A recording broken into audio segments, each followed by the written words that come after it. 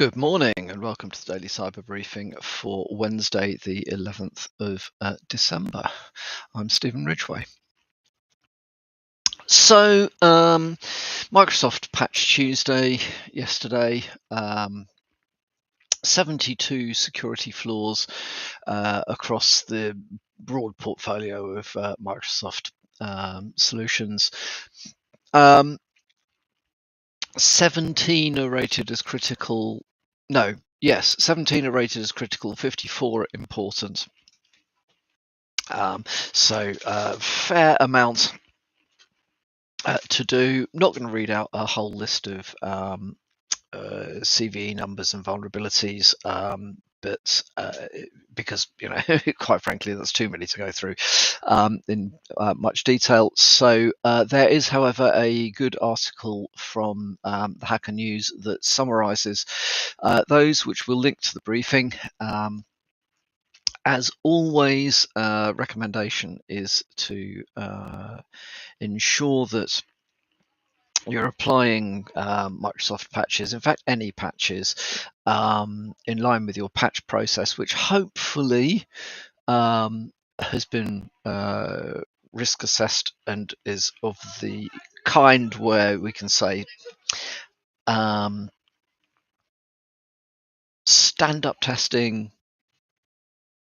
if it's okay, press on with it, except for specific critical systems that might need full regression testing. I'm sure by now, if you've been listening for a while, you know my opinion on patch process.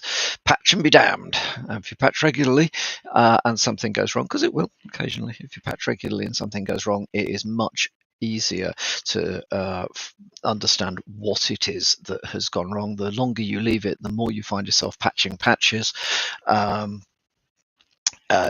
And therefore you get into dependency issues, and it is much harder to unpick where a particular problem has come from.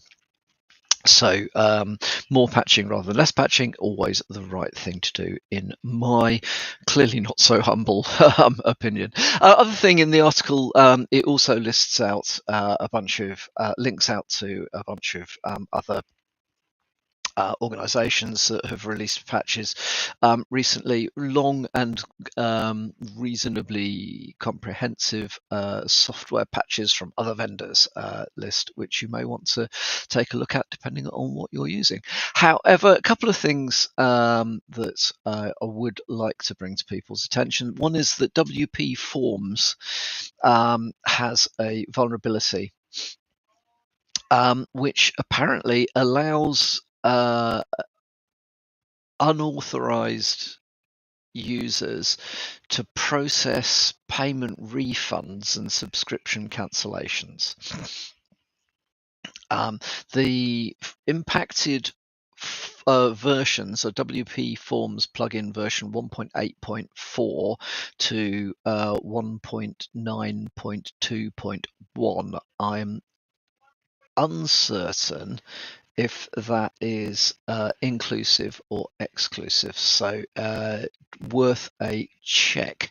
Tractors CVE 2024-11205. The WP Forms has got something in the region of 6 million active installations globally, so it is a very commonly used plugin in WordPress. WordPress has its moments, doesn't it?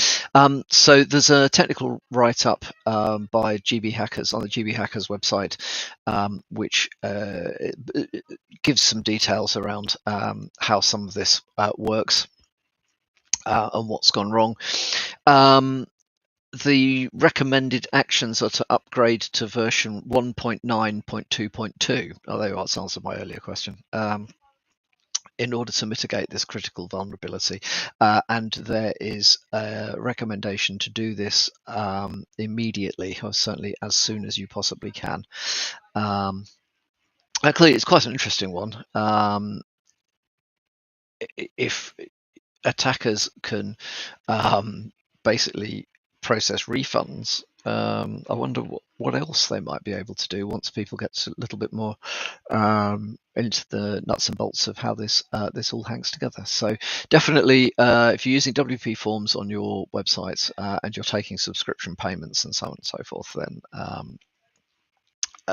be aware of this upgrade ASAP.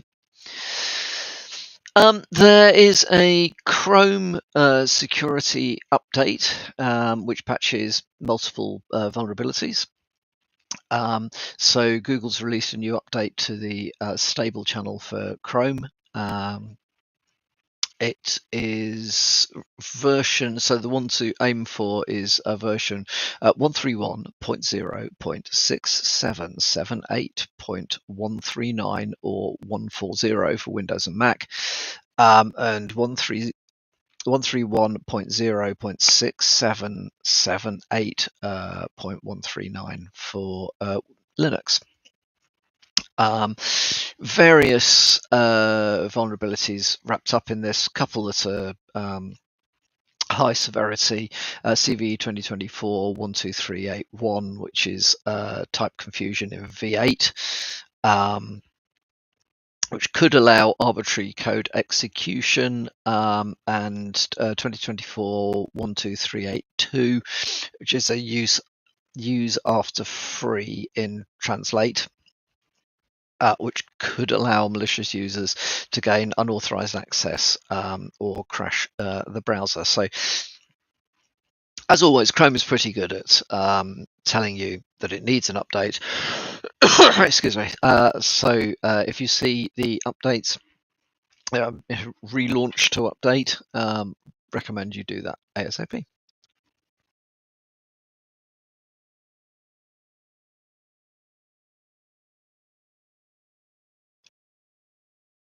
Finally, from me today, there's an article I came across in HelpNet Security talking about the security of, or lack of, security in containerization environments. The article headline is containers have 600 plus vulnerabilities on average. Which I think is one of those, yes, it's designed to be attention grabbing rather than necessarily accurate, or it'll be accurate, but only depending on how you measure it. There are some interesting stats around misconfigurations and so on and so forth in container average vulnerabilities within containerized organizations. Based on some research of 70 randomly selected container images from 250 of Docker's most commonly downloaded images. So, this is, we're talking here about Docker images that are readily available and readily commonly used. I think the key thing here is it is, to me, surprising that we've still got problems in this arena. I think maybe was it 5 or 6 years ago, Eliza, our CEO, gave a talk at B-Sides Bratislava, I think it was, about the issues around securing containerized environments. At that time, I do remember sitting in various sort of meetups and so on, cyber meetups and whatever, where people were talking about how the future was all the future of security was just containerize it because it's clearly secure, it's in a container, which was about as wrong as you could get at that time. So the fact that securing things in containers is actually as hard, if not harder, than securing them if they're running on an actual operating system has been known for a very long time. I am surprised that when research is done that we're still coming out with these sorts of problems. However, if you are running a containerized environment, which probably means that's probably all of us, bear in mind that you need to be securing those containers right the way through from the interaction between the container and the underlying operating system, all the way through to the various components within the container and how do they get patched, how do they get updated, how do you pen test them, right, the whole piece. So if you are, like us and everybody else, pretty much using containers, have a read of this article. Well, I would recommend you have a read of this article. I think that the recommendation to get full visibility is probably the most important thing. So understanding what's going on within the environments. As always, the incident response life cycle effectively, the plagiarized version of it is, detect, contain, eradicate, recover, and top and tail it with your prep and your wash up stuff. If you can't detect it, you don't know what's going on. So, definitely visibility has got to be up there with the most important things that we can do. So, have a think about this. Make sure that you are considering the security of containers. Don't assume that because you've downloaded it from Docker or anybody else that it will be de facto secure. I think containers are by default generally not secure. So just ensure that this area gets the attention that it should. Containerization security and API security are probably the two things which have been on my worry list, kind of very high up on my worry list for a good few years now, and remain that way.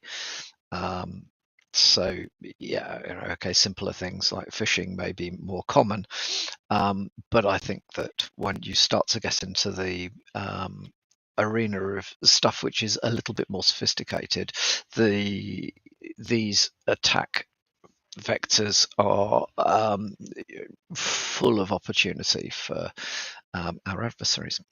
Okay, so that is all from me for today. I hope your week's going well.